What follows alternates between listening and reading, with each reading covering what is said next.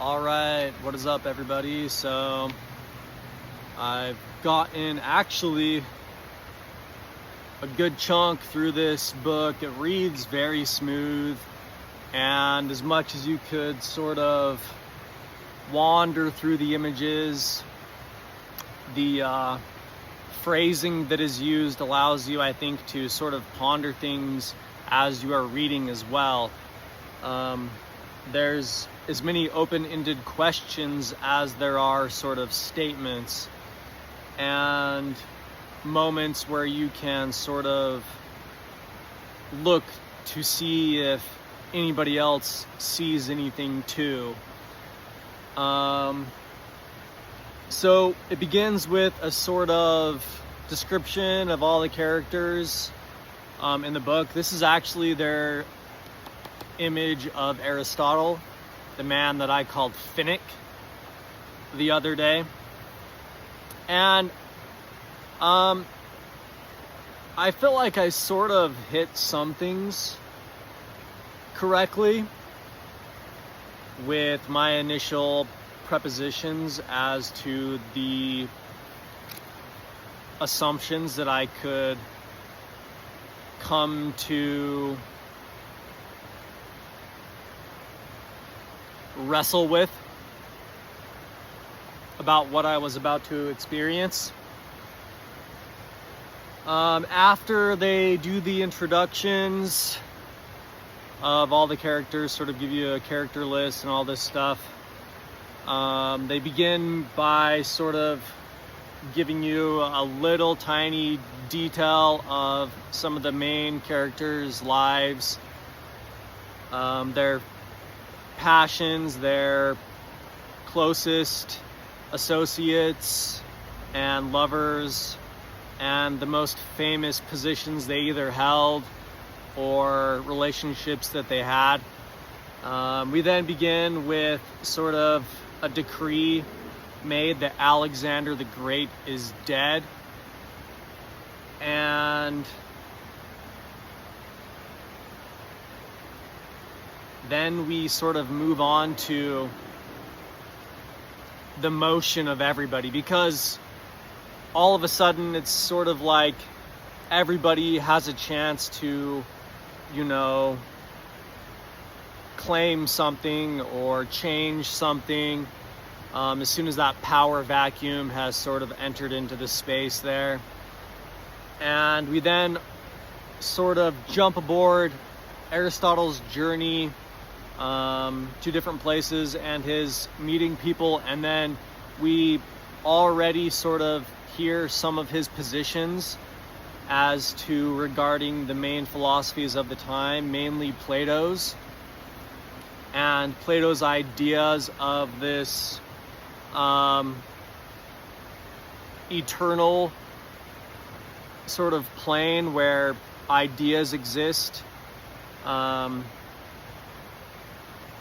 and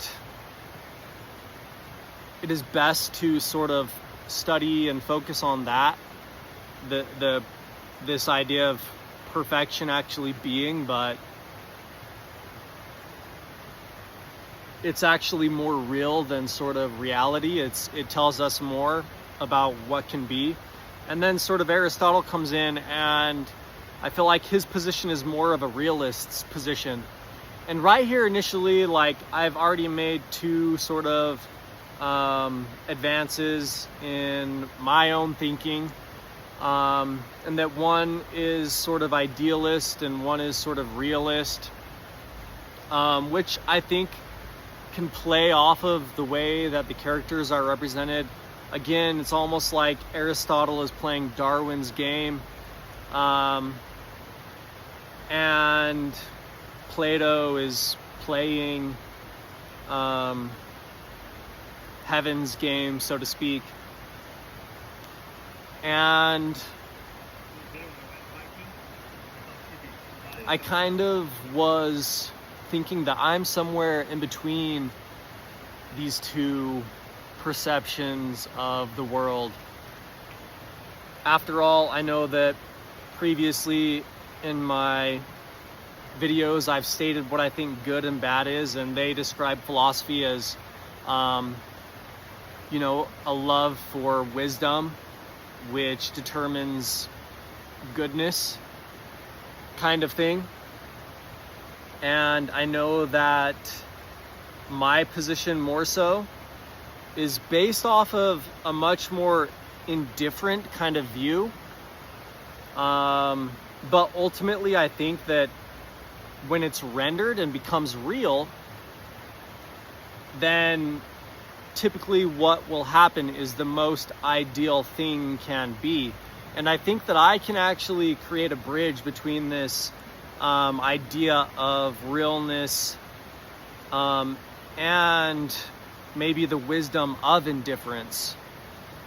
It's sort of this idea where, again, what I think Plato is describing is something sort of that I've described as well, you know, is this place of potential, this place of opportunity, this place of possibility.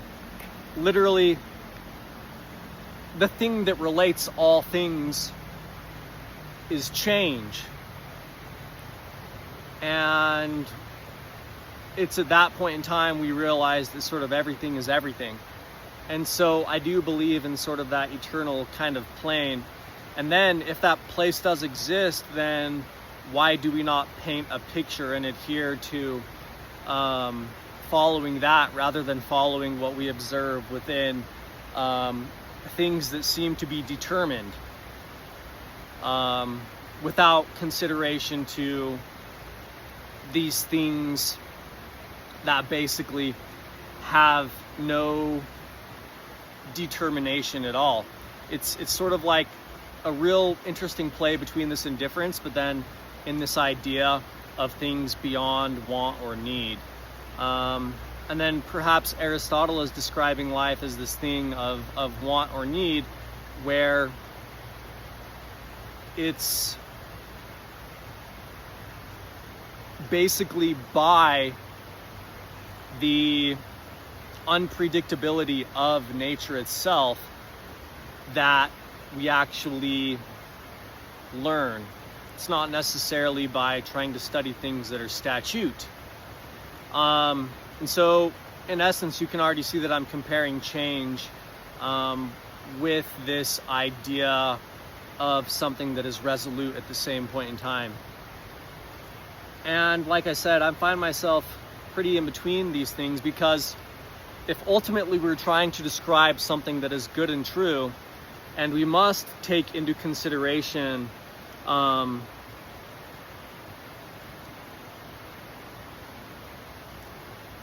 what we see, basically. And I feel like it doesn't really need to go any further than that. We must use all of our senses. We must not necessarily just be sort of at a choke with consideration to some other ways in which we can express ourselves.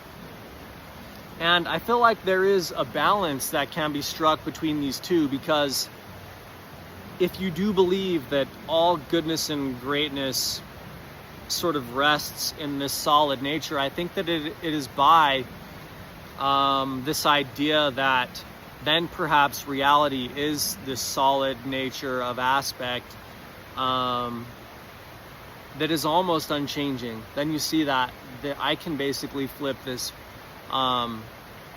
indefinitely back and forth. And then I think that it allows basically your mind to experience as much as it can in that plane. It's everything. In that plane where all things can be, it's potentially everything. But then I think if goodness, and I'll get to why goodness is important, is the ultimate expression of love, and maybe perhaps truth even, which I've expressed in previous videos as well, is that then as soon as this real aspect comes into play, then the mental aspect can be in check, basically, and we can then create pivot points for things to exercise upon. And as much as they believe in this geometry and this superposition that I'm describing of these things, then we have things that can take place, such as the different expressions of these things, such as with what they hold in such high regard, the gymnasiums, and perhaps other pleasures, such as being able to experience sensations of taste and of smell, which in effect is basically the idea that the world is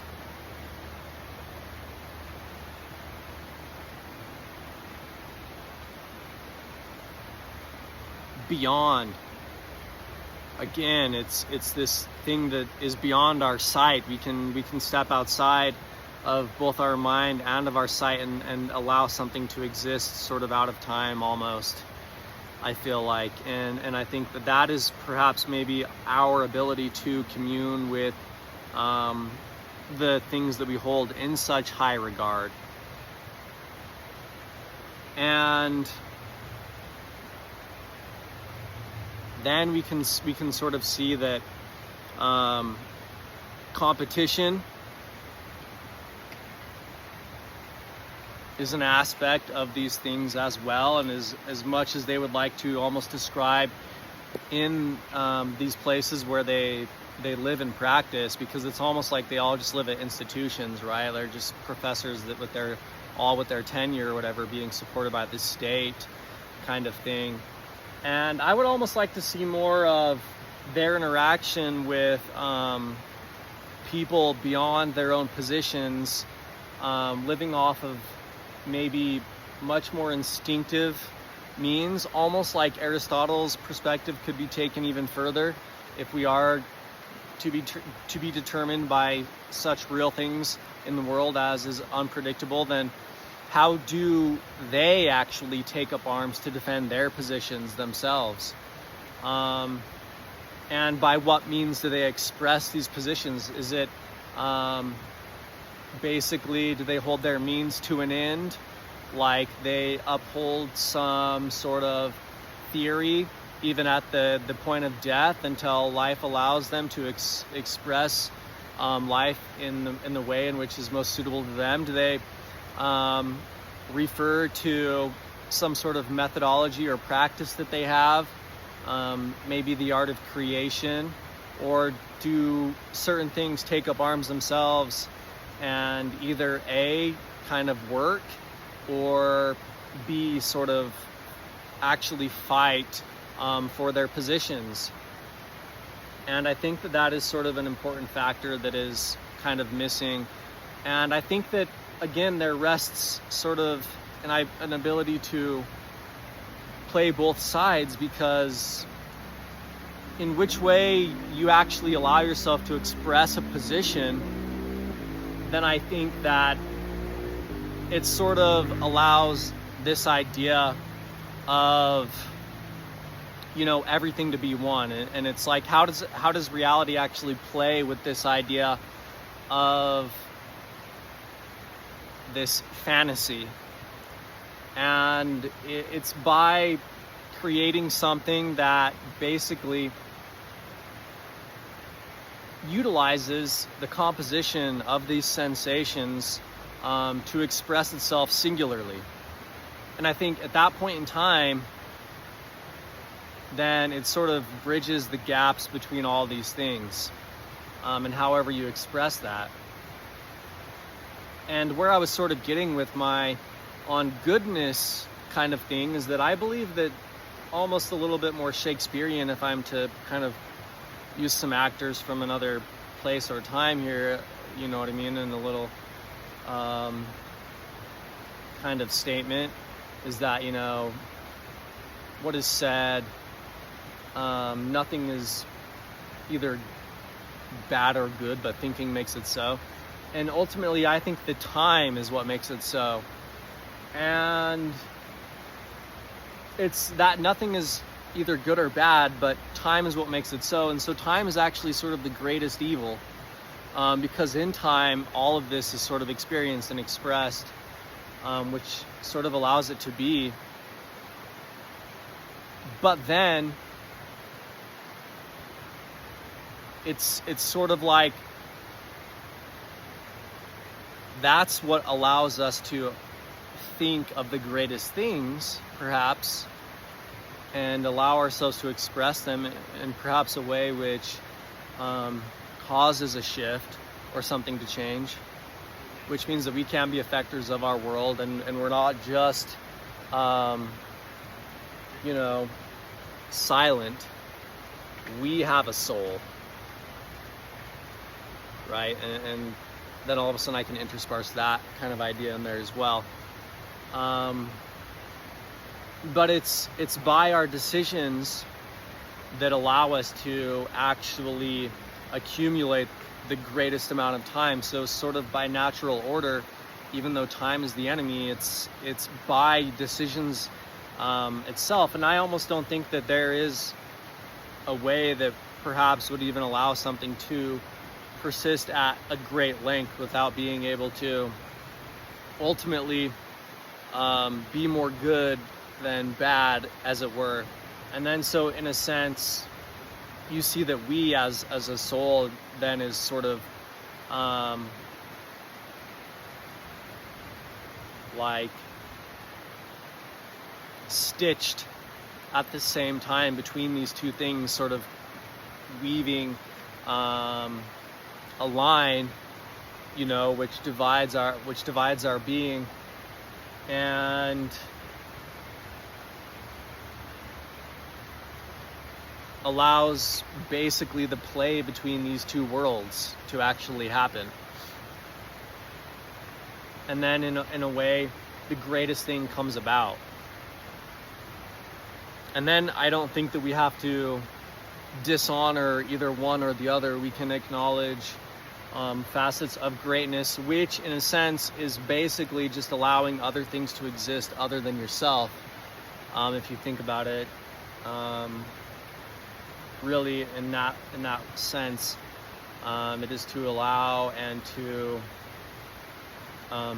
be a part of. And then perhaps maybe the greatest fear that you might have is actually being yourself, being able to stand up for yourself and coming to the place where your personality is challenged.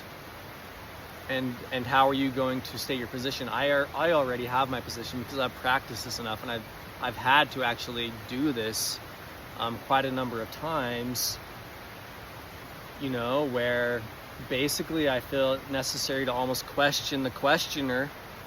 As I've stated before, like, I think that we have the right to question simple things even, because I think that there's always more there. If there's anything anywhere, I think we have the right to question everything. And so I feel like I would question the questioner and ask, is your position favorable in your sight to yourself? And well, then what harm is it that my position be favorable to me? If most people are happy doing what they're doing, and if I claim or state that anything that I'm doing isn't beyond any means that seems unreasonable for a thing that is basically a part of this system, and it is by the system itself and this system at play that allows us to witness things, then maybe I can allow people to witness me if I can convince them of that position as well. And then I can be something, because I do sort of sympathize with a lot of the Greek characters. When I was in Greece, I made up my own name sort of, and I wrote it.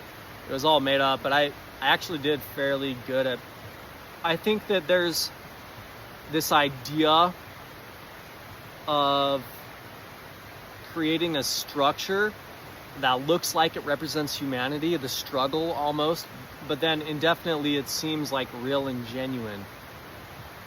Like, I want to say that there's like, it's pleated somehow.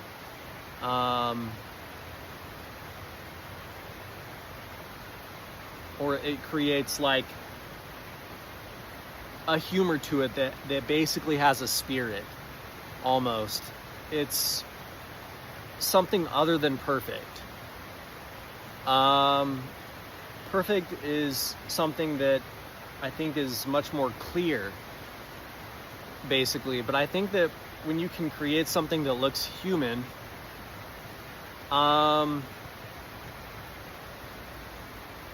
what you in effect end up doing is you create something that looks like it has motion, sort of. And I know that I've played off of that idea before as well, but it again is this idea that perhaps it does have a spirit. And I know that there is some way to accentuate that idea almost beyond perfection. And I think that it's something that you can see if you visit places like this, or if you look at sort of a lot of the artifacts, especially a lot of the golden artifacts of this time. They don't look like golden artifacts from anywhere else. Matter of fact, they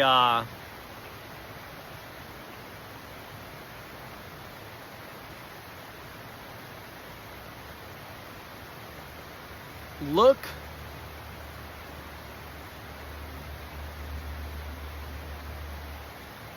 like it is somehow round and square, is perhaps the best way to put it, basically. And then it leaves something open-ended almost for a continuation. I think there is greater intelligence in that. It's something that allows something to continue. And it's like, and I know that I have the description in my mind already, I can feel it, right? But now I just need to sort of see myself saying it. It is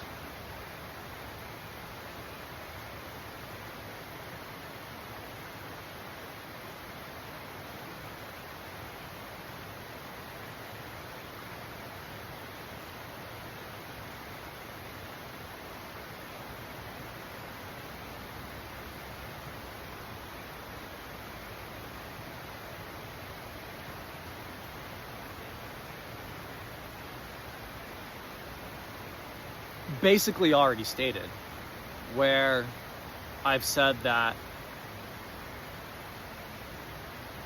there is this ability to create things that are round and square, but then to leave them open. Both a circle and a square in theory are closed, kind of contained objects. But I think that once you understand truly what either thing is more, then I think that there is a way to actually word this understanding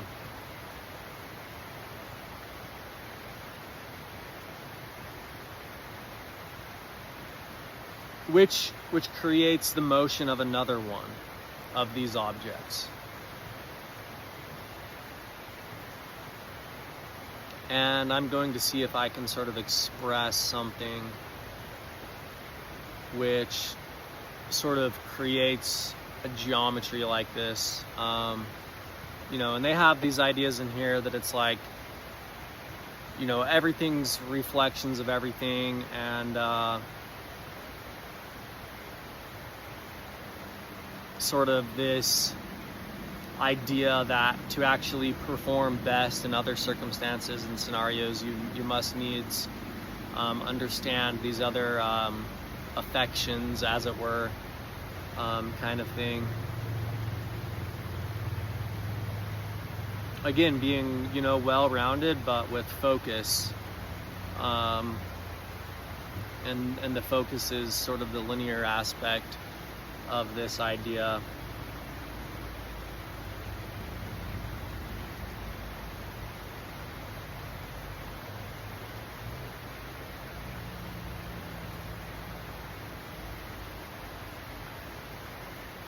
And I want to see if I can sort of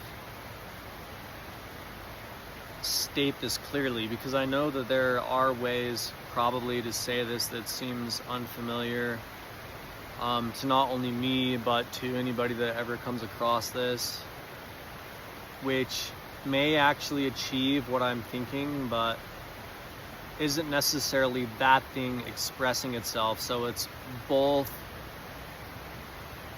a description of it and an image of it, perhaps at the same time.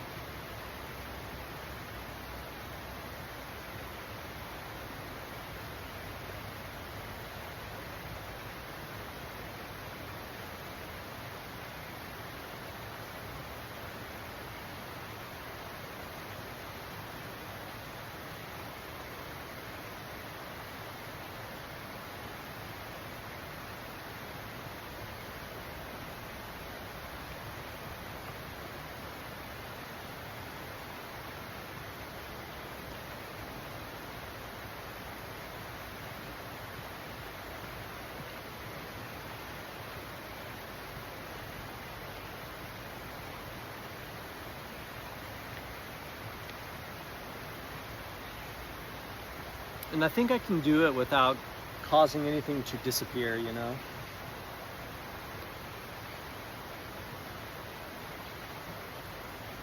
I know a lot of people try to create sensations where things become hidden, or it's by a laugh kind of at the end. I think I can do something again that is sort of in between these two motives of things.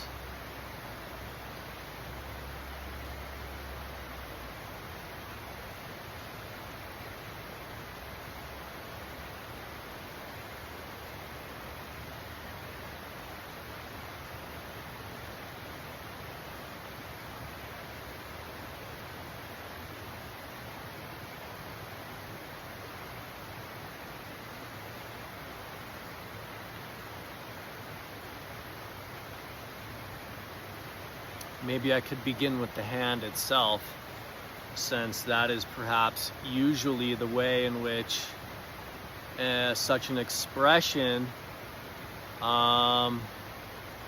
would be not only experienced, but perhaps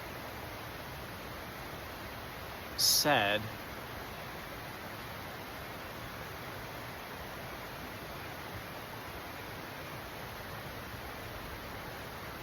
And I think sort of drawing on the hand itself, or writing on the hand, is in a lot of ways, you know, that expression perhaps maybe of deity in physical form. You know, it's this thing where if you can sort of wax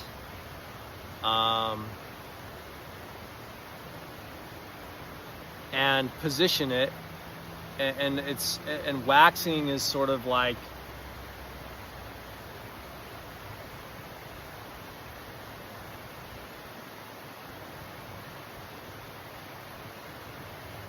this idea of going around everything, basically. But positioning your hand is, in effect, sort of creating a point with an object.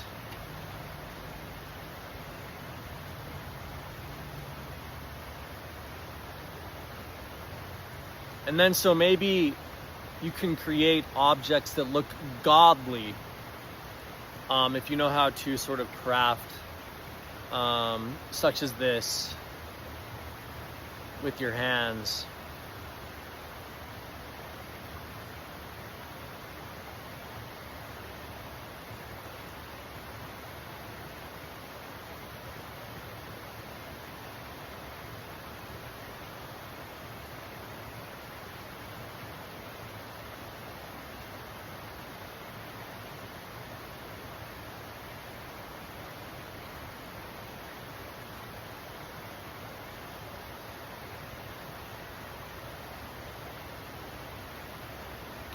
And I've sort of already made a commitment, so I know what it feels like to sort of reach for something.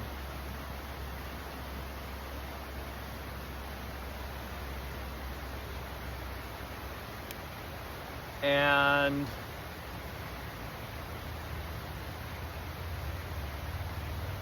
in a lot of ways, it's almost, in most basic form, just overcoming silence or changing your mood.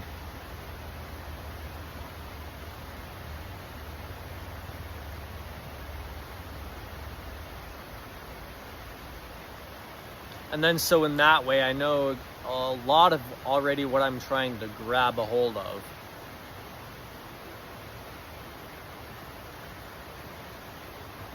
But again, it is by the unpredictable nature of the world that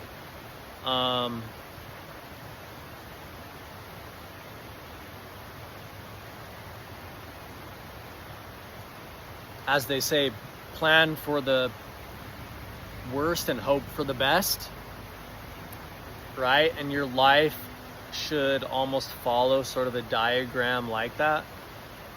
And I feel like that's what I'm doing when I'm reaching for something and I'm sort of waxing and then trying to create a position with it, which again is just going around it. So then basically I can grab it, okay? Which is already the hand, describing the hand for you anyways. But I hope that I've been able to show that I'm sort of just displaying this in as new a way as possible, so that perhaps it looks as bright as an idea.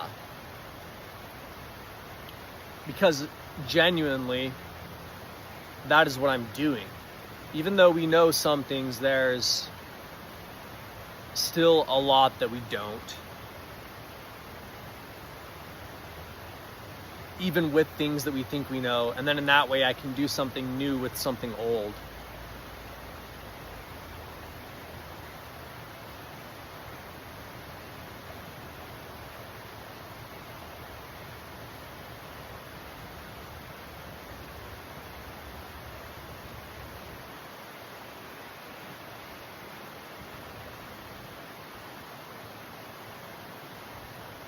And now I have a thought, which I'm focusing. And it's a memory.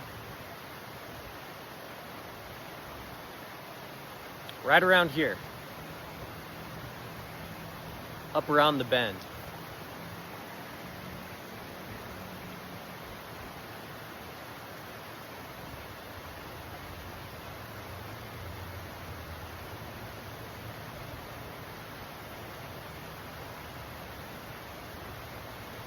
And you see, it has to do with the tipping point. And now I'm getting closer and closer to it. And perhaps maybe I can grab this spear and show you the tip of a spear.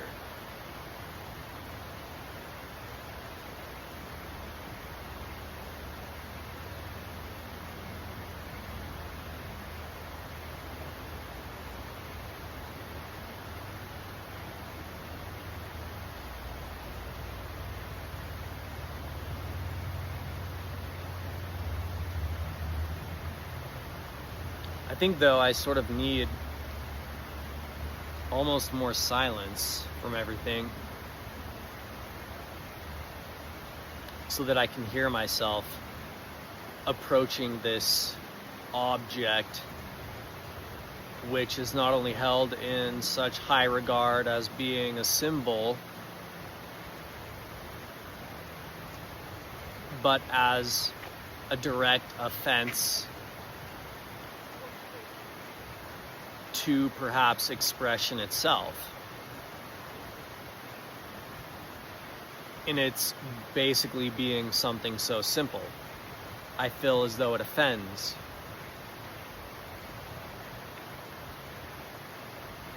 And so I think I need everything to be a little bit more quiet for me.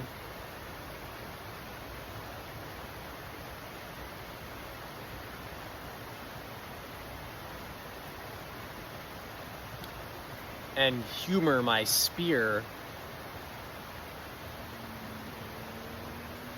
a little bit.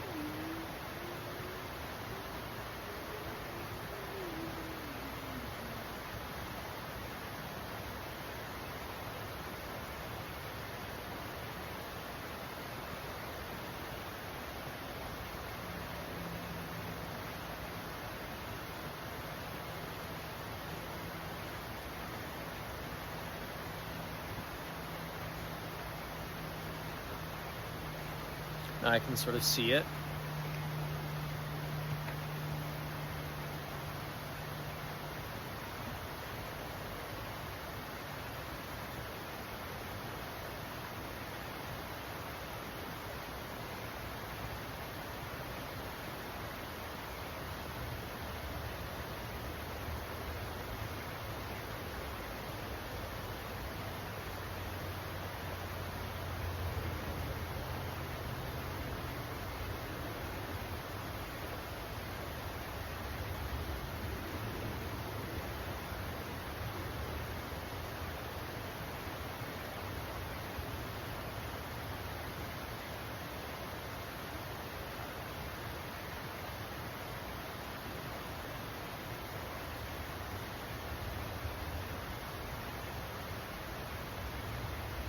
Now I can sort of feel it.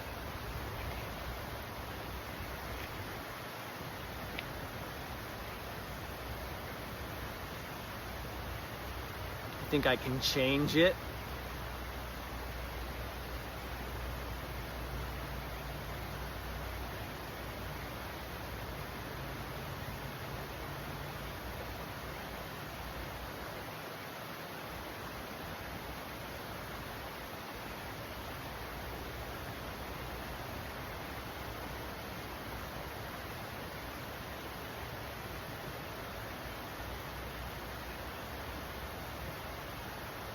I see reality though.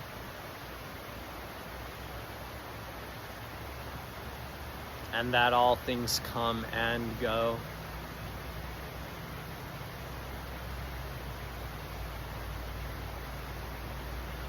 What then, in the end, do we really know?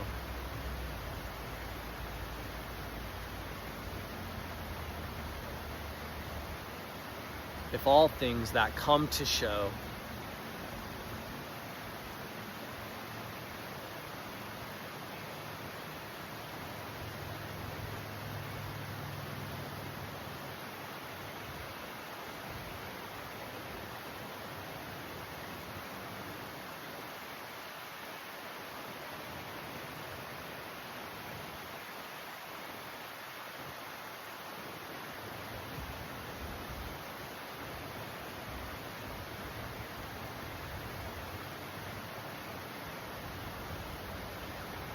are then normal.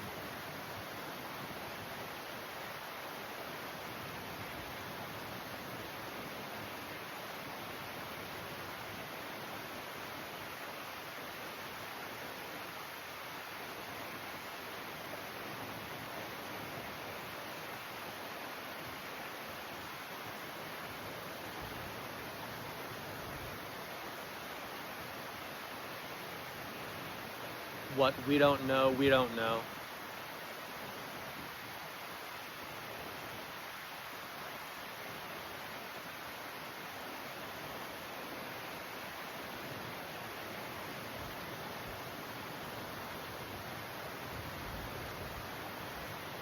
Though the end of time may be immortal,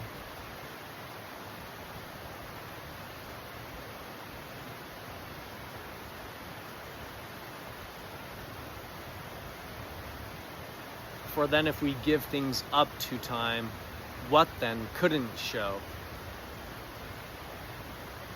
Where then couldn't our minds go? Then is there somewhere now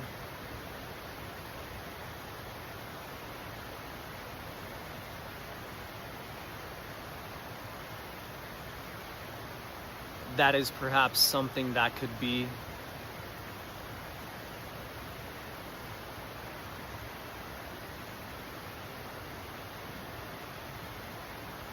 Like all thoughts are themselves realities, then in that way,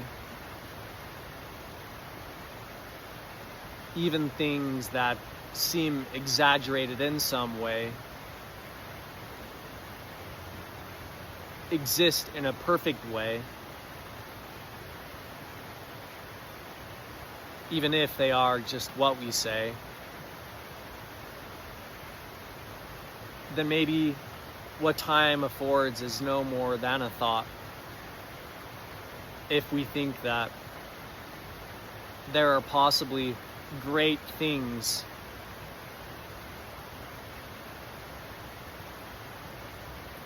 such as our wants.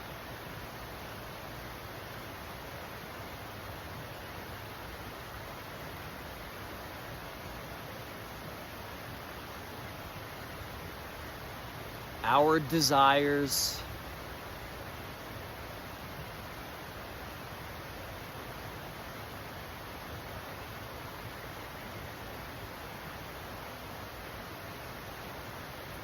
are just what we're missing.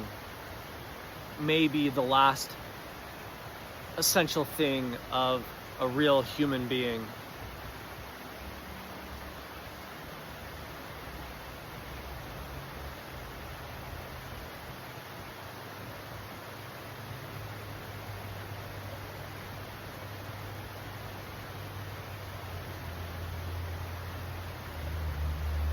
What then is beautiful? I say, with all these characters on display,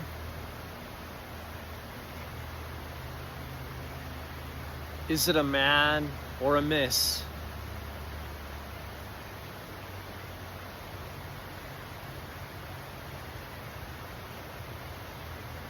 Is it in the hand or a kiss?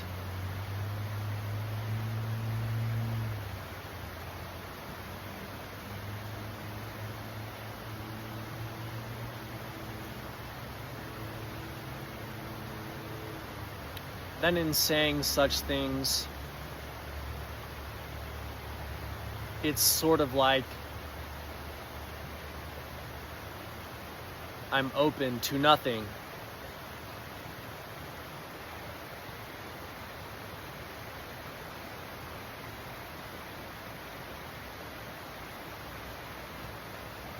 Like that's really what lies beyond.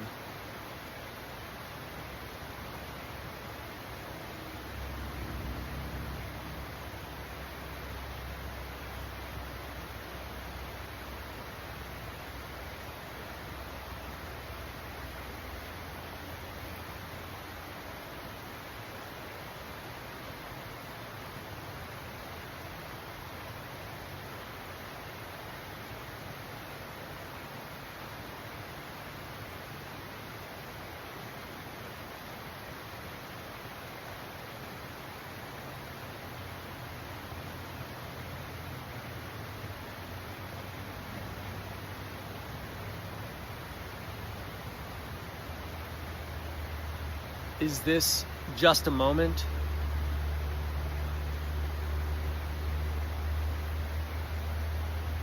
Like moments are phases?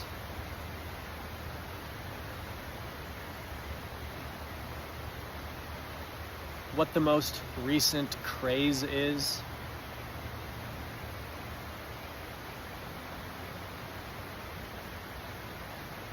Or are moments not long? Once they're here, they're gone.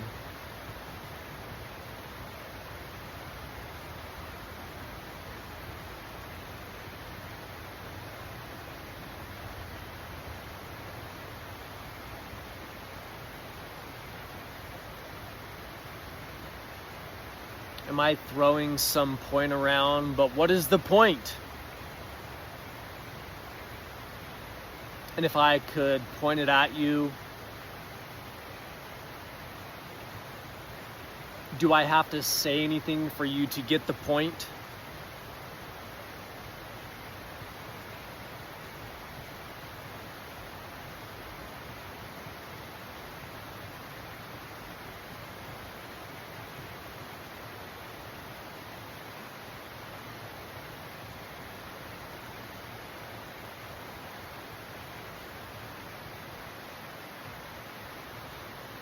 Obviously, there's something that I have that appears to have weight.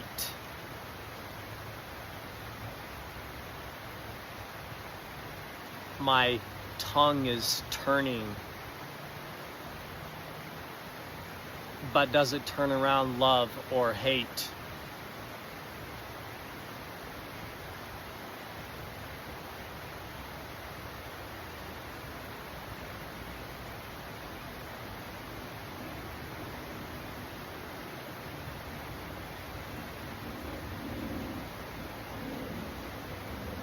How can I make something with a point look like everything, though?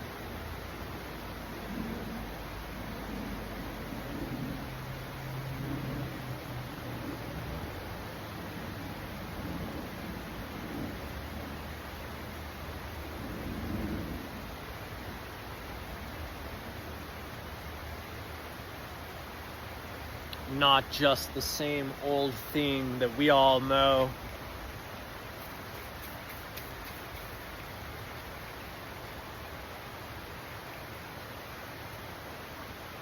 To speak directly, not objectly. Do I listen to the word?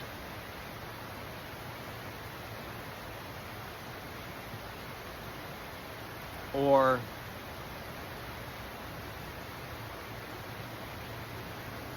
do I pay attention to the subject?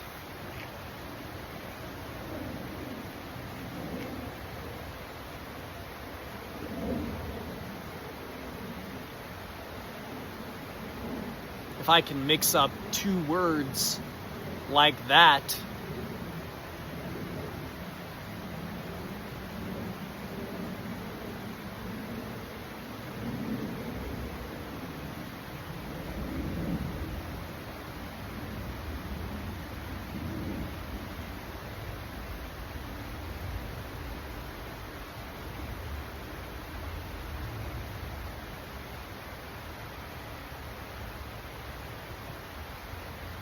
am I simply in my own world?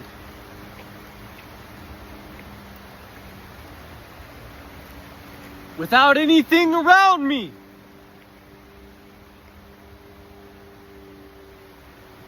To tell me something different.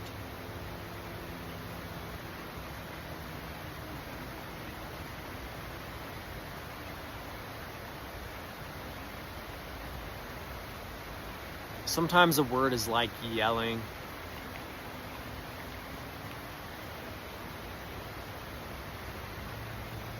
But it only seems appropriate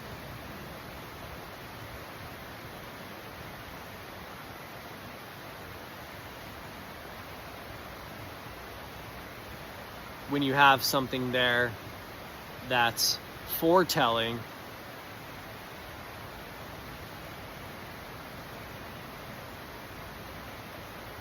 but not telling.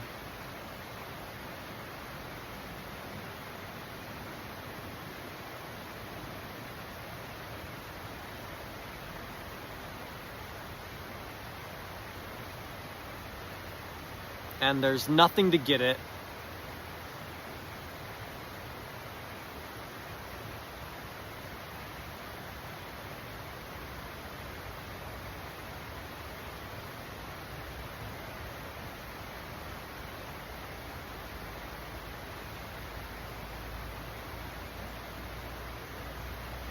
But how long will it take you to forget it?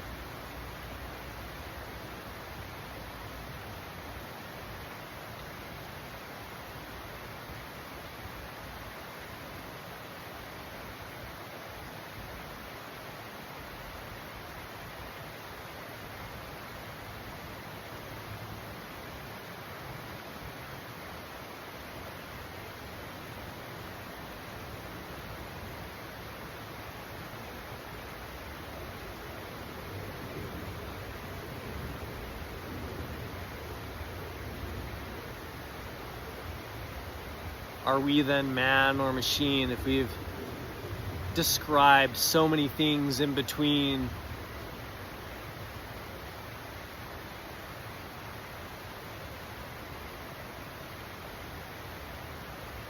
What then are all these other things?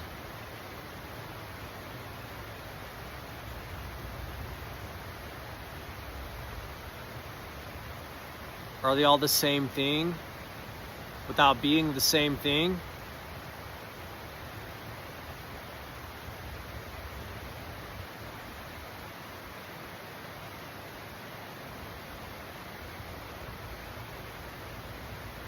Just their parts are the same.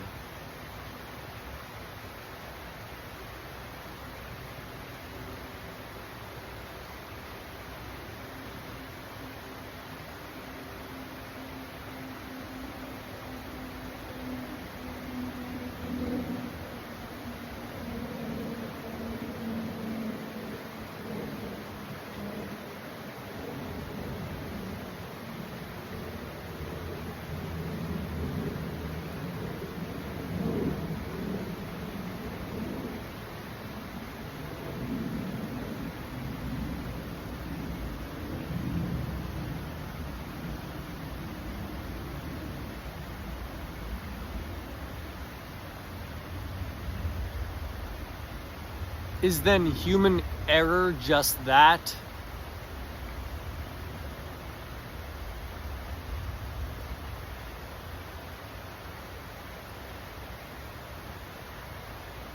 Or is discovery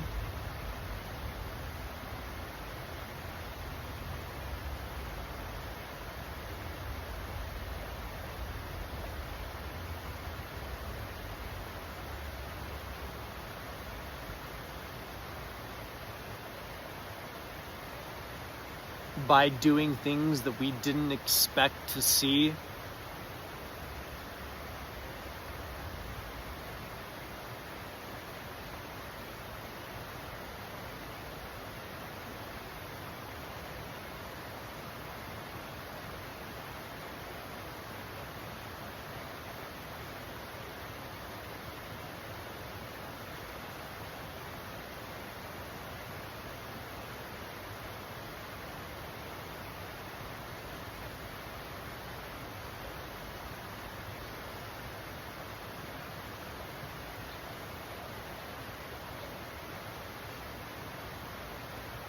Or is it by doing the same thing?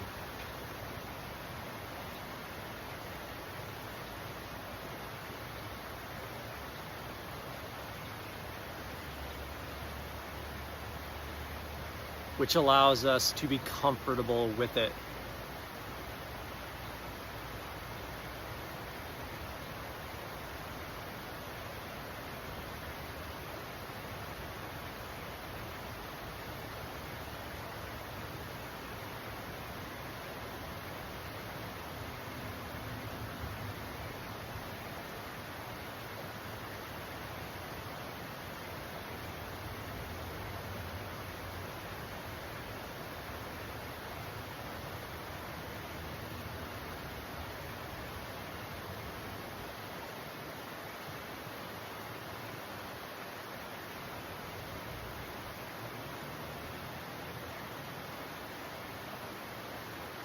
Then maybe we can let it move.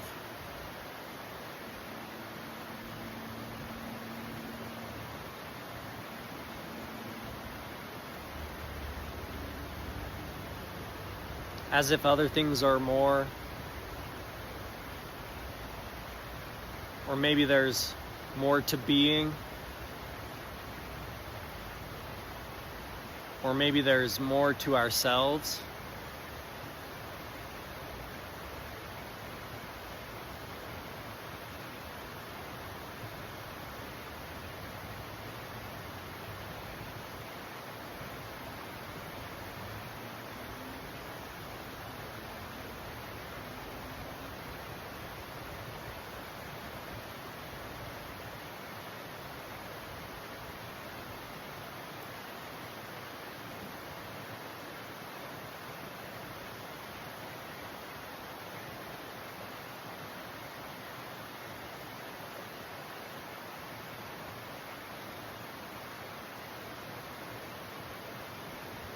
than maybe going around something so many times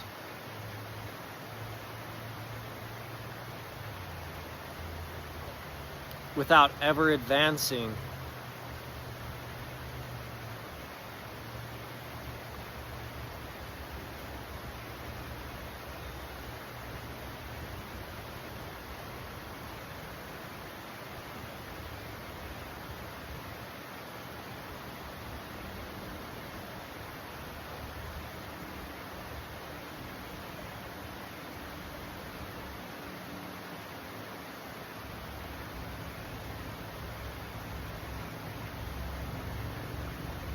Says that maybe it doesn't go around.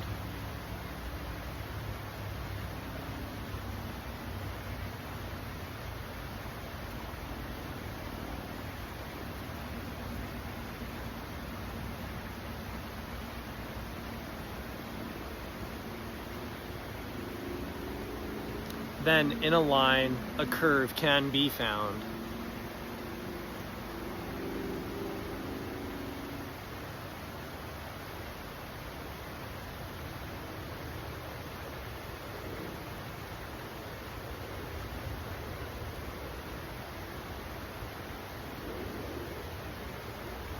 Which is perhaps on us.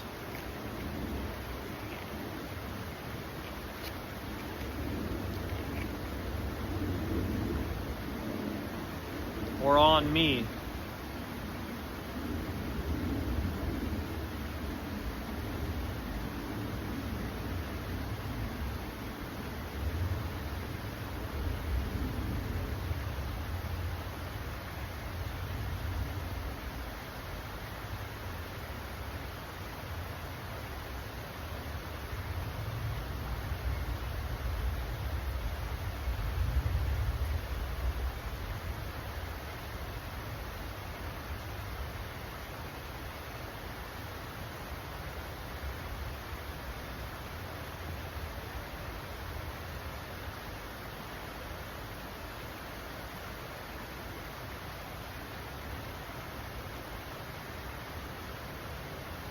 Then if I curve,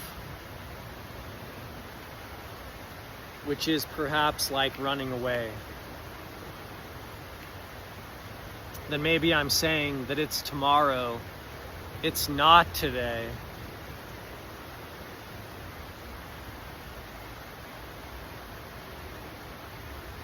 Then do I really know what I am saying?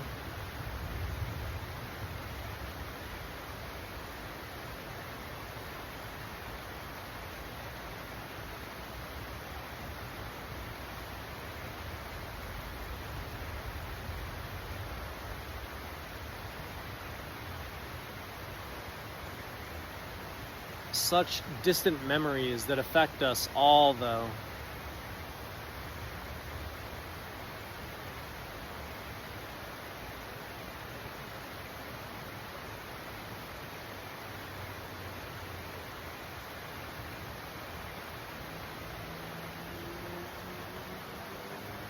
Like we all really only have one place to go.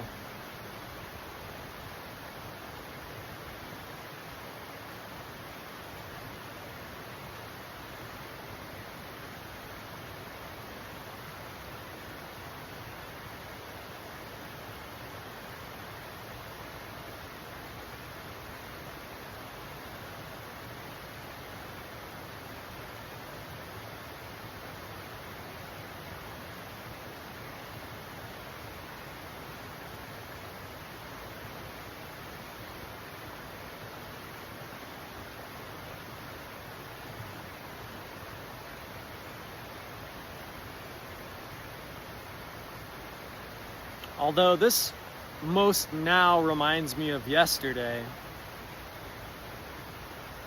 at a football game.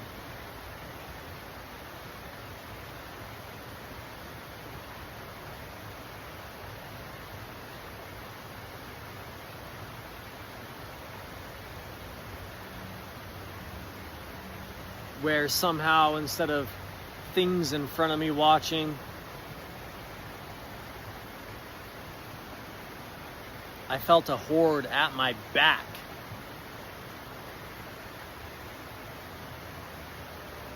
Unless I was to look far off into the distance, beyond tomorrow, beyond even next week.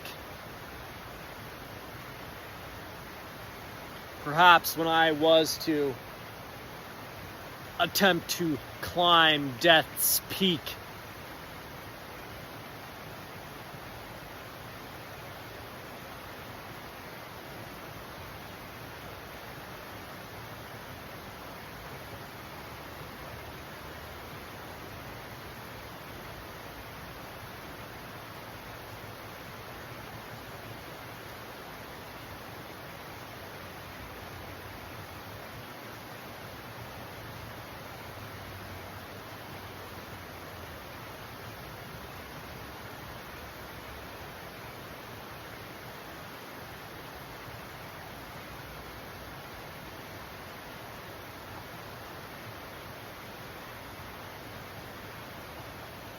Is the line of a book more bold when it is open or shut?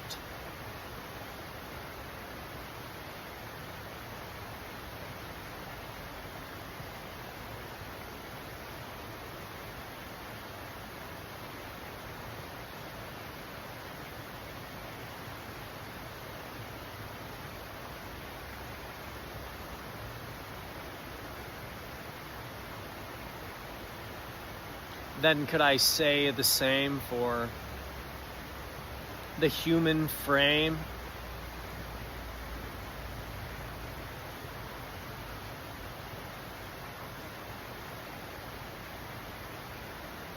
Who do I look like today?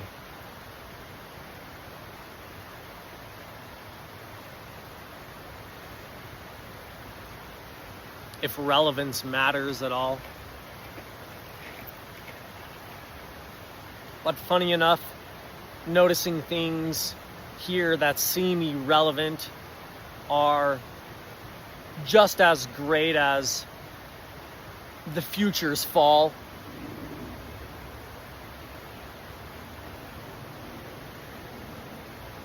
For a moment there, I can see myself.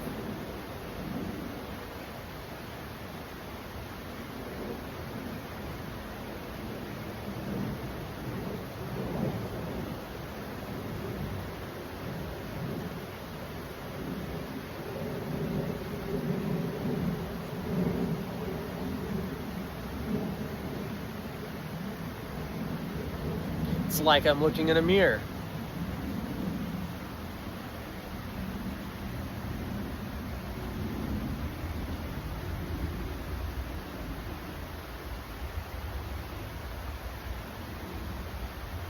How many of you all have heard of Vash the Stampede?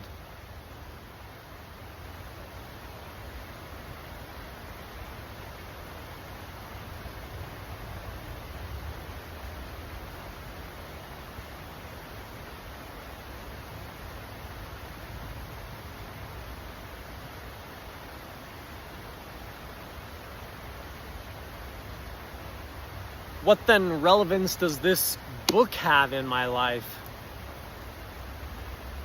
If I'm questioning relevance of all things, why don't I question my greater direction?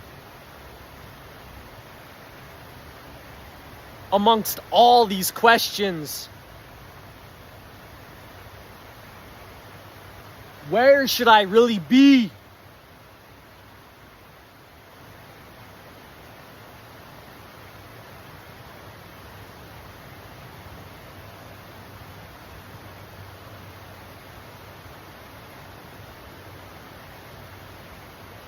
I think the point that I'm trying to make is actually most normally defined as an inflection.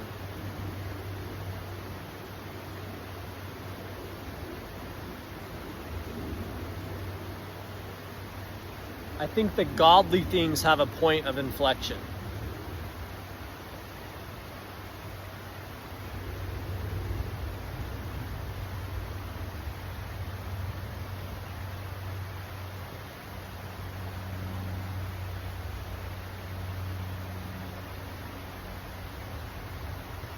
that idea that I was trying to reminisce about.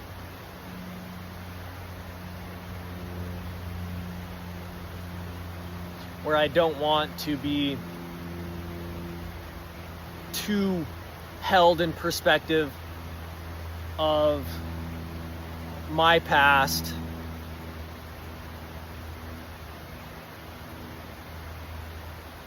or of ancient history,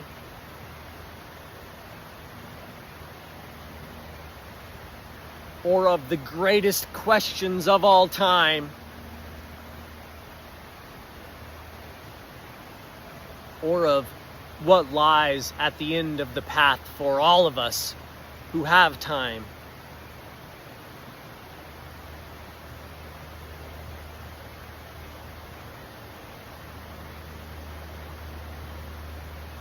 I want to see directly ahead.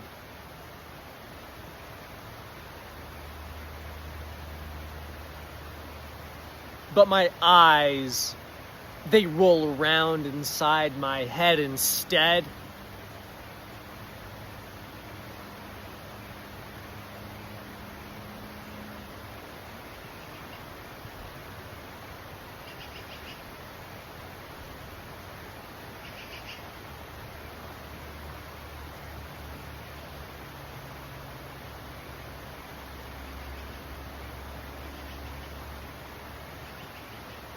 Interest,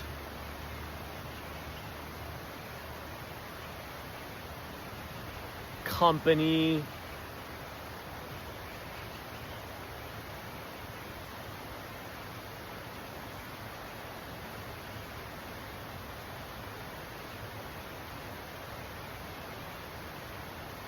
exponential growth is what they all say they want to see. But only in numbers, not in reality. For then things are getting too out of hand.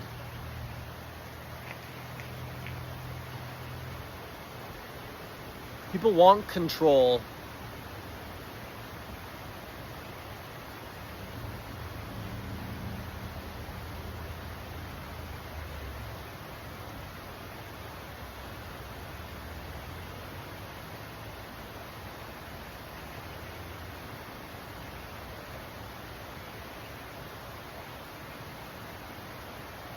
And they want harmless things to be out of their control.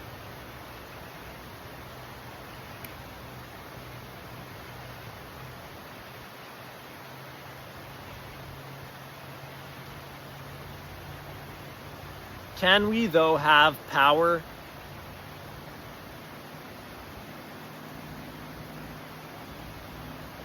And say that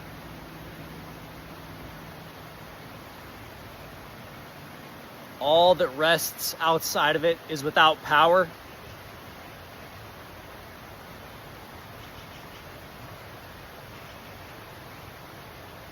Is there some way for duplicity to exist? For the most part, we have power. Except in these circumstances.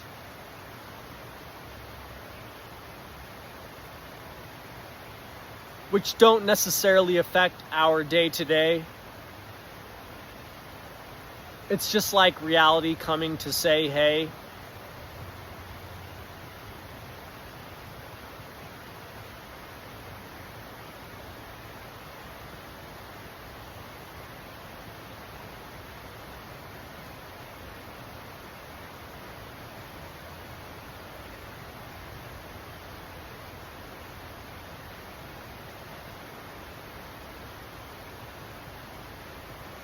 I have too big a pride, honestly, to say what I want to say, I feel.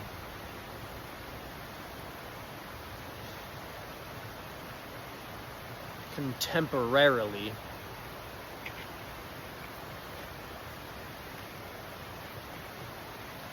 Like I've already messed up with too much time. And if I was to discover something now,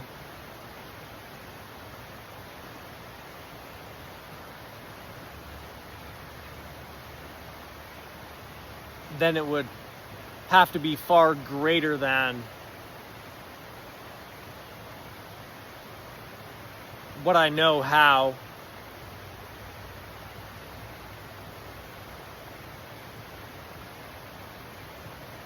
Then perhaps maybe I could actually say that it was good, because it would have that uncanny feeling that I've tried to express, that I understood.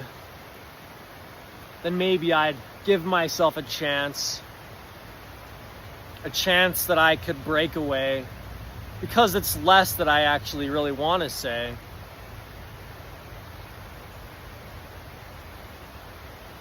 Though giving myself a chance again, like I have said,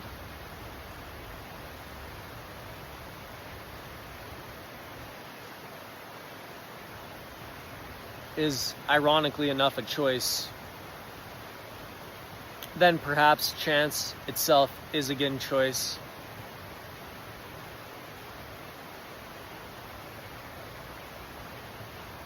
And as these two ends meet, then maybe that's how we create something three-dimensional. That's neat.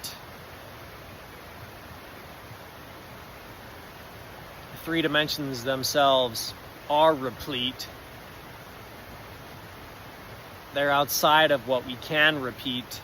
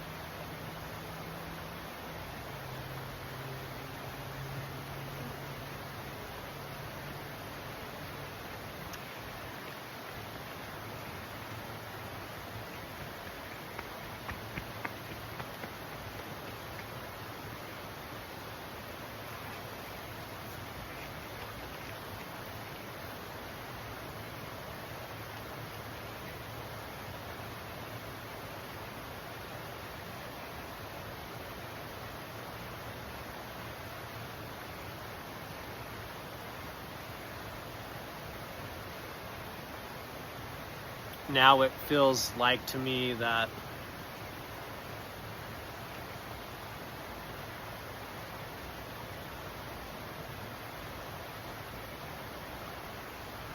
I am simply trying.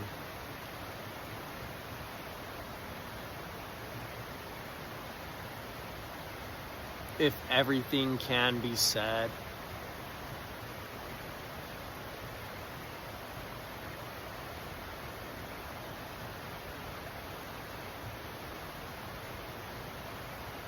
then maybe there's something better instead.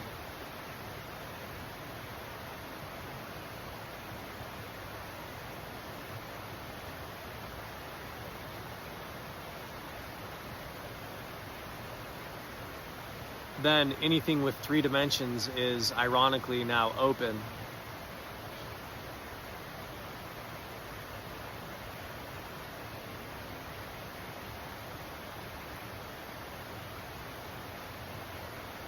Or at least we're open to it, and are we not three dimensions?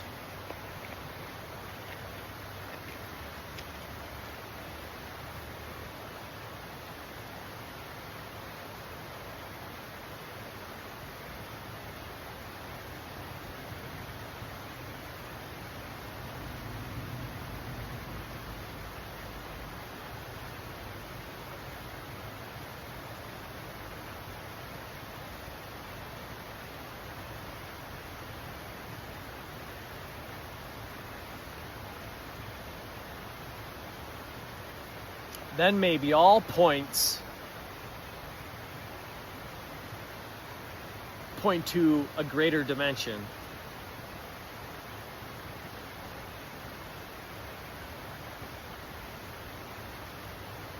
1 dimension to 2, 2 dimensions to 3,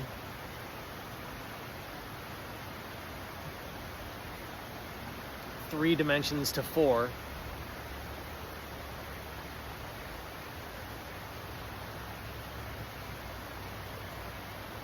although then the most perfect curve would have an infinity more.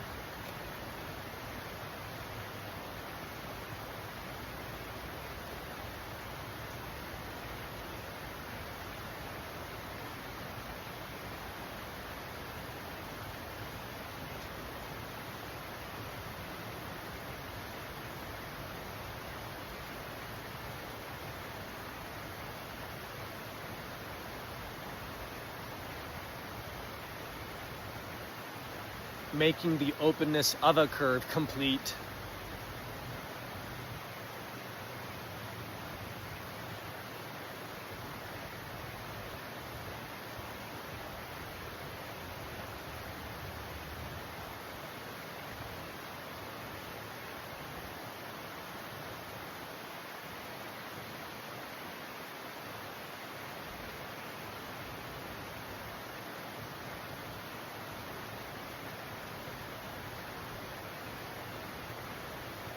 What would I want right now more than anything?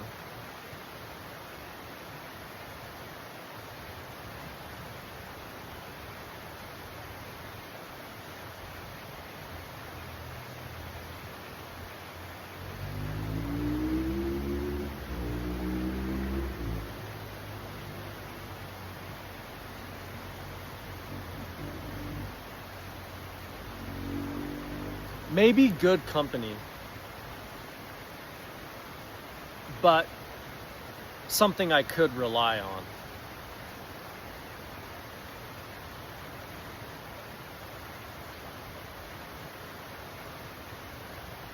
I don't just want company to be here, then be gone.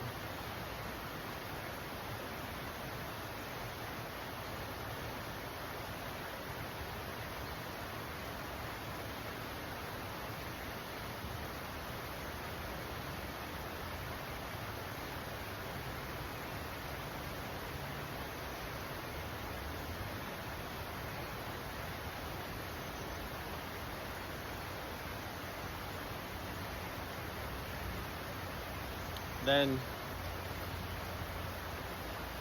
as something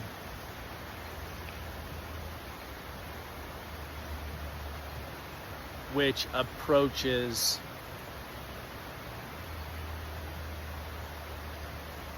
innumerable dimensions,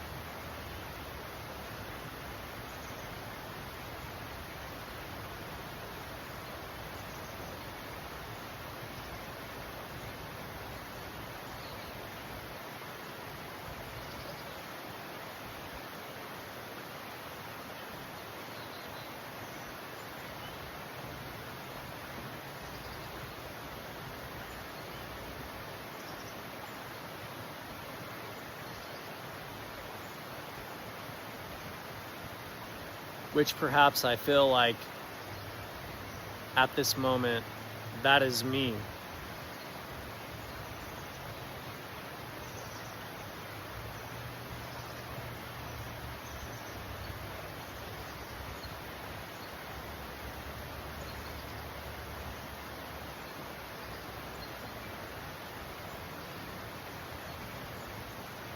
But I know how difficult it is to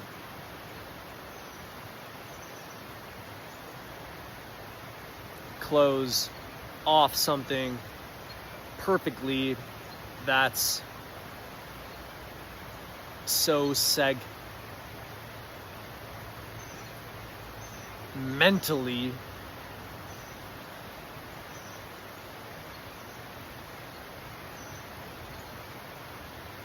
with using only your own measure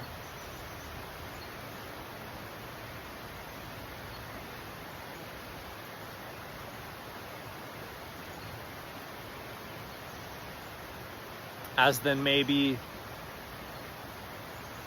a means that competition could be pleasure.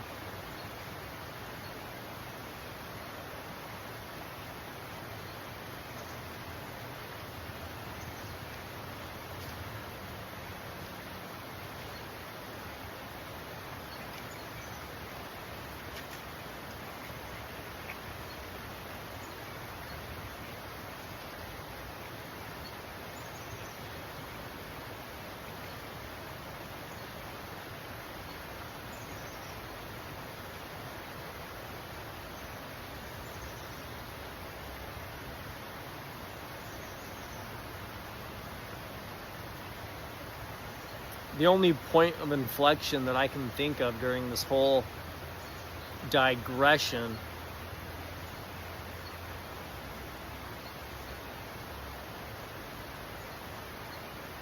is either the subject,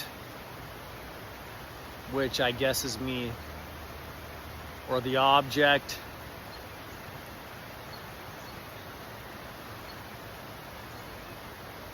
which could as well be me, just as then it could be as the subject could be what I be.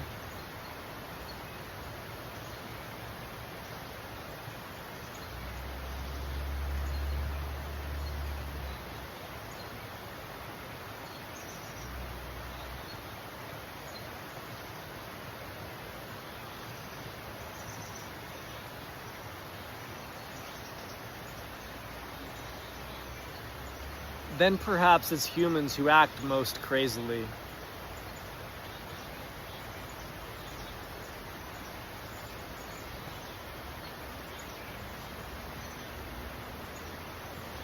It's only emotion that could do something so instinctively, which then makes it seem like there's more to you, more to me, if things identify with these things.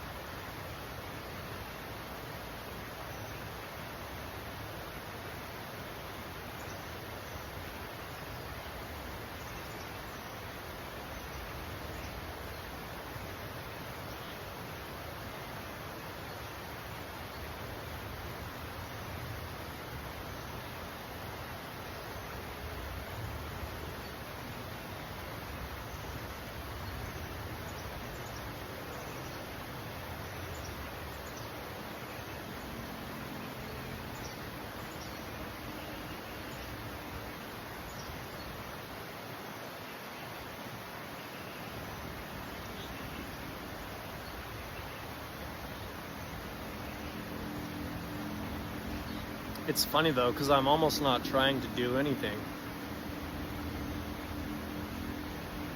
I could imagine 100 scenarios where I could overcome this feeling.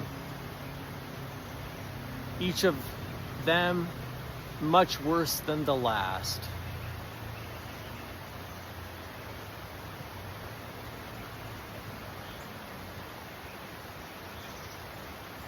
But sadly, it seems like I'm on to nothing.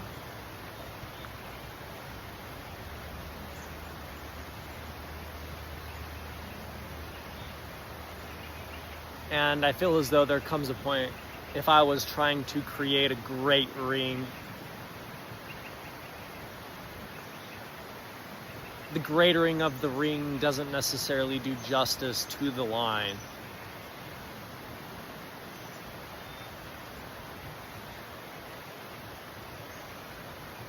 And if it takes this long to go around something,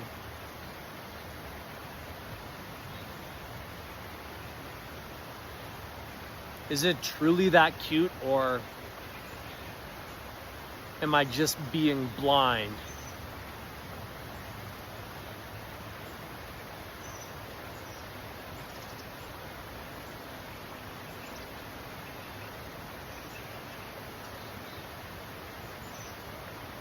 Then cuteness is like the word for shortness being good. But that's a point that you might only make if longness is overstood.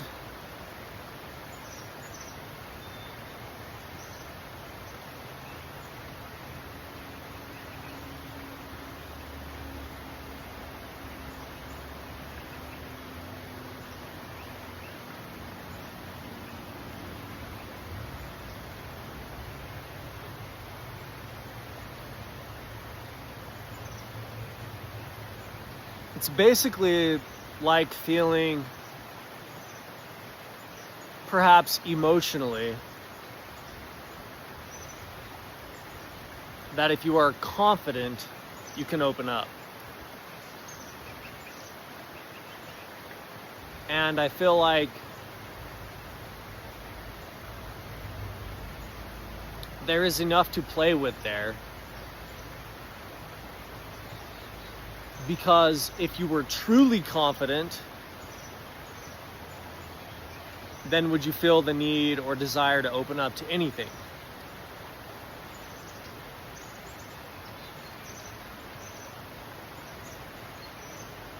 And of course, there's the idea of being overconfident or not confident enough.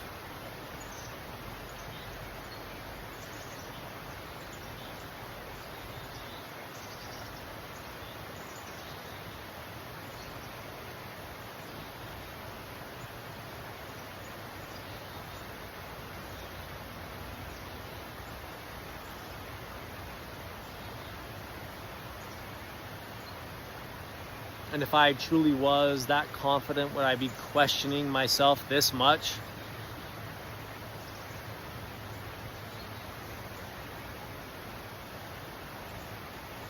I am a long ways away right now.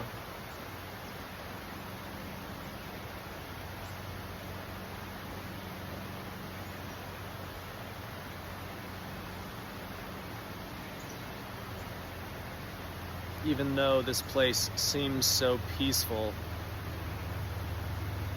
is it really that harboring to me?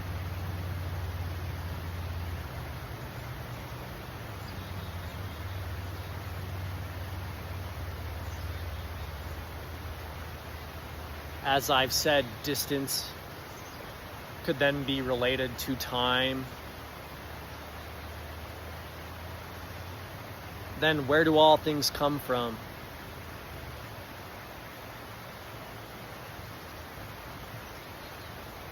Is that, though, dangerous as the sun?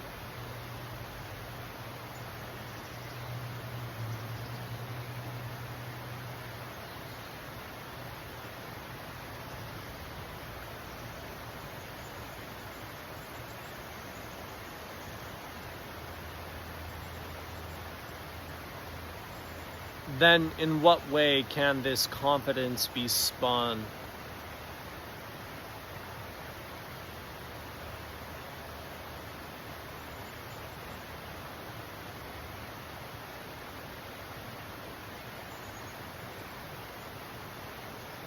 There are plenty of things around here that could be spun.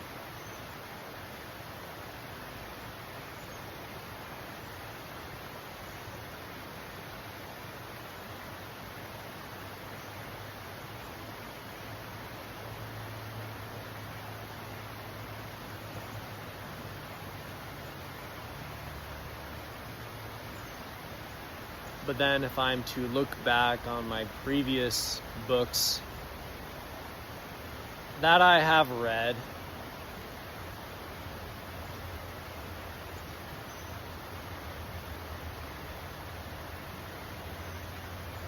do I really have that good of a character?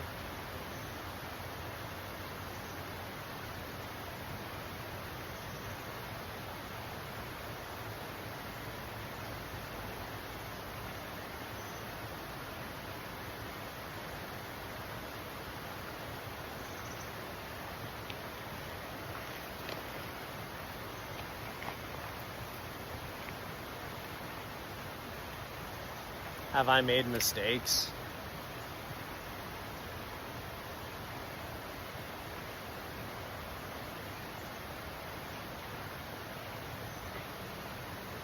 That basically don't allow for the finish that I really want?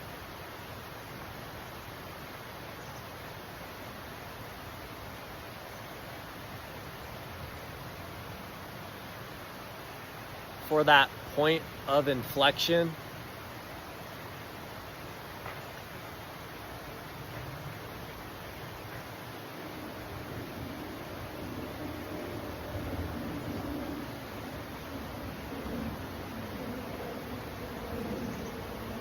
where I can be confident enough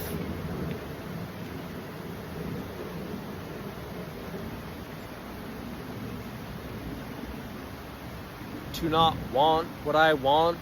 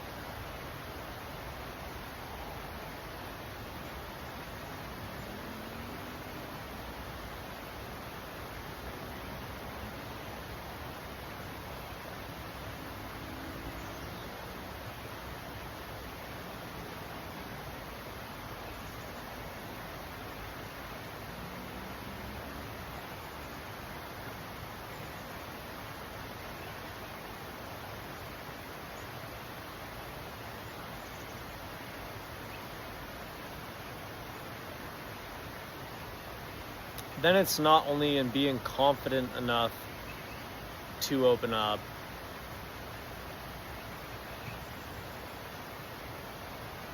but in being confident enough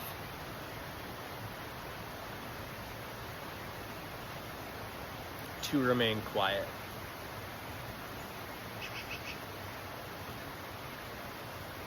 Maybe confident enough in other things.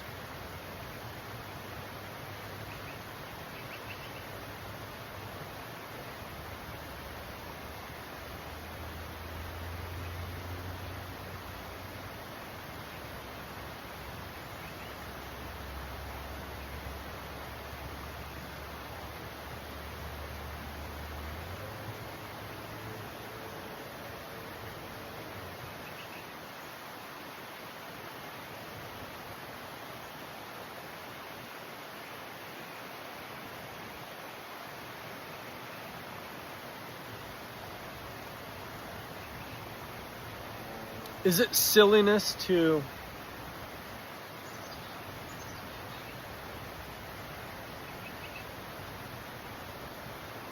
think that I could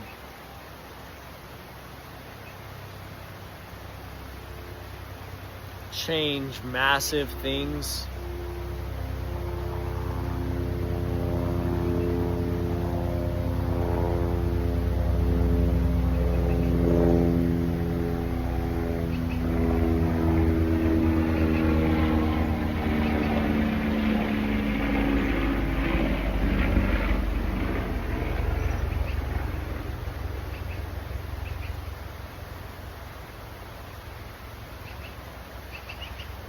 or maybe really the only sensation we have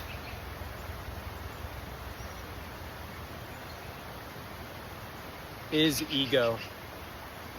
And ego attributes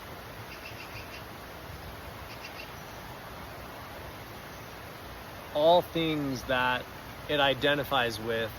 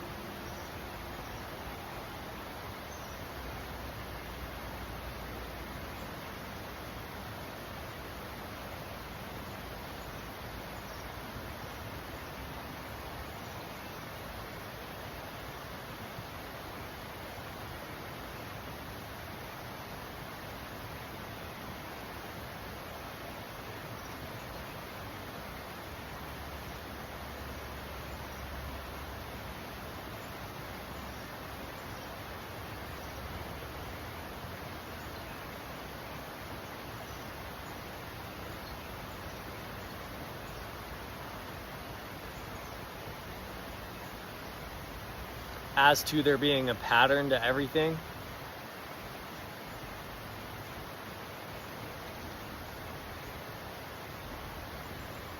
But truly the world is unpredictable.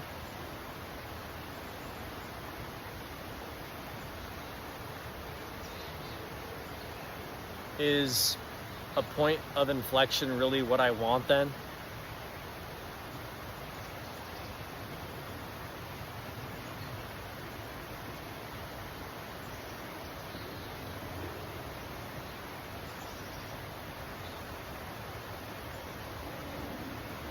Can I say what I want? Even?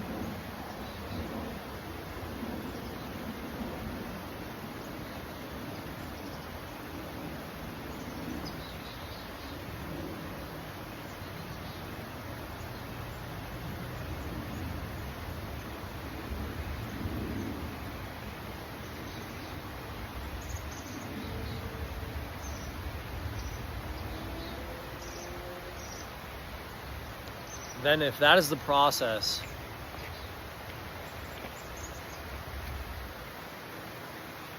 of going around and grabbing a hold, which is now what I would describe what I've done, then what is the process of letting go? Now, which I feel is important for the show. Can I continue on with just as much ambition as I did an hour and a half ago?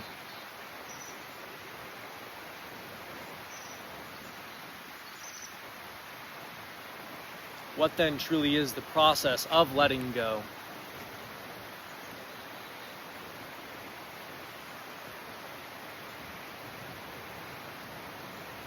If I'm displaying all these functions of the hand,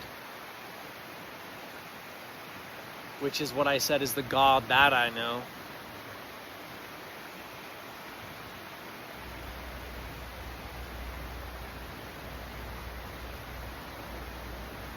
for maybe when I was trying to actually describe all these ideas, I was thinking of letting go the entire time, so that maybe I could be a better character with the time that I do have. If things exist irrationally and unpredictably, then of course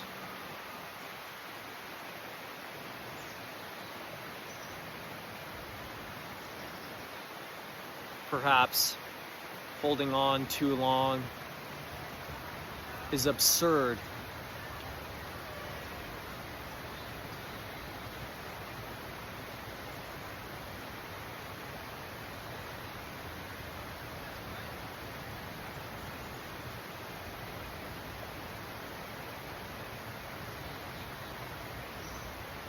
I know the process by which I usually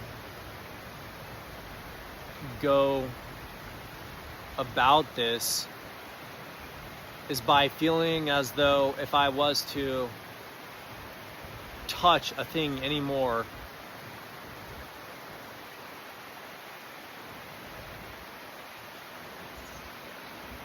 with something else, it's almost like my hands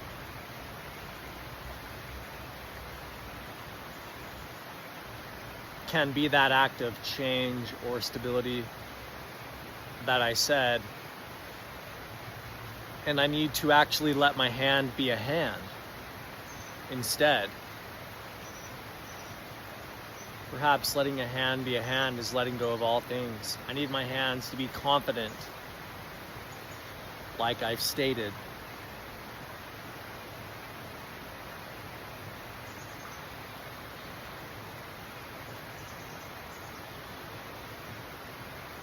Then maybe length of things can not be overstated. When I've said something as this about something as simple as grabbing a hold of an item and letting it go,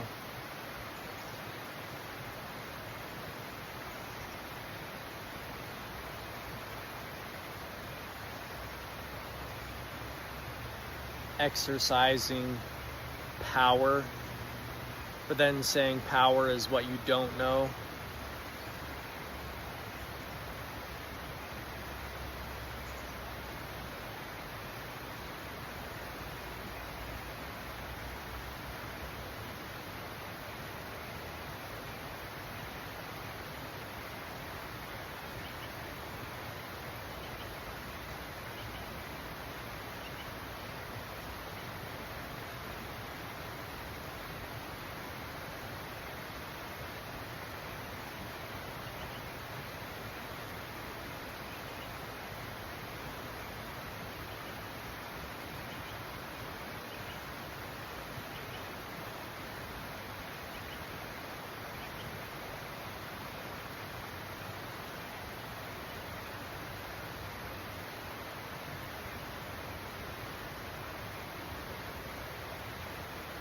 then maybe the hand is where all things go as to where it is that they come from.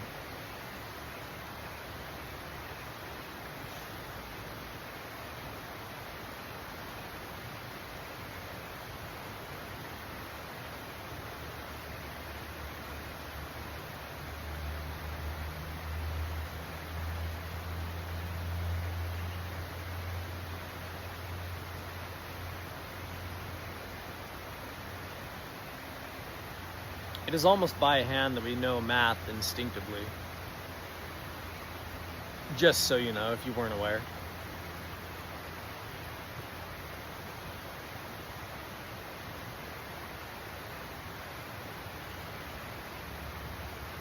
Then maybe I should focus on the math.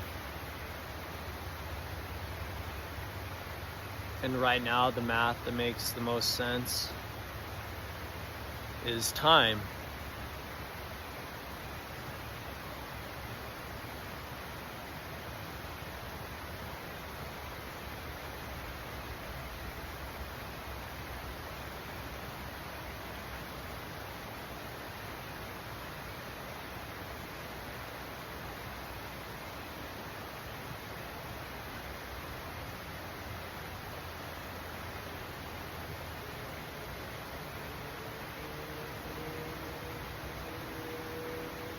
And if I was to recall time, I can remember a time where I talked about the power of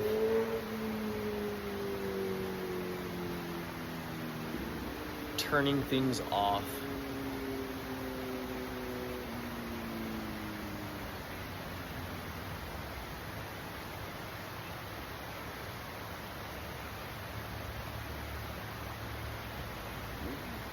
I must talk myself down, though.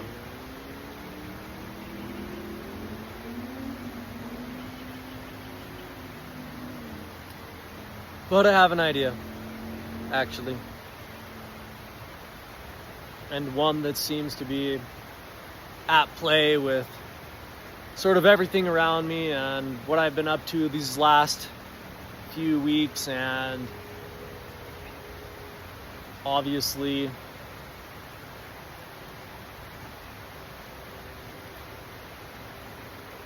sort of what has bled over into today.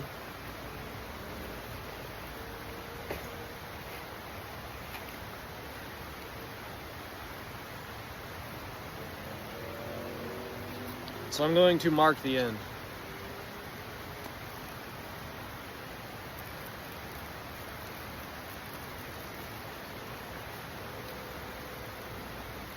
But I gotta wait for just another second more because here comes somebody.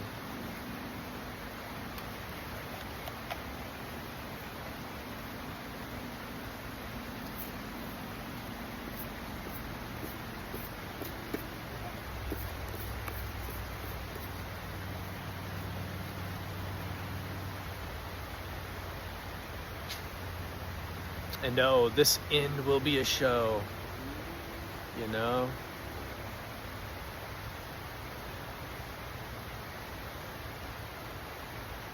But I still have a chance that it could go wrong, though, which is somehow holding all of that in my hand.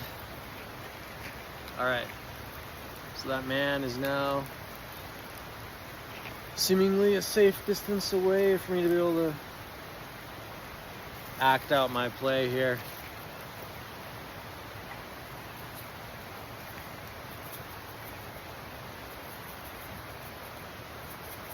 And I'm gonna hit you with some, but don't worry, I don't think it'll hurt you.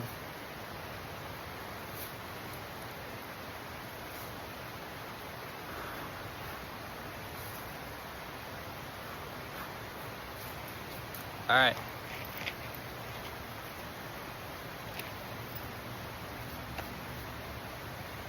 It'll just allow you to see.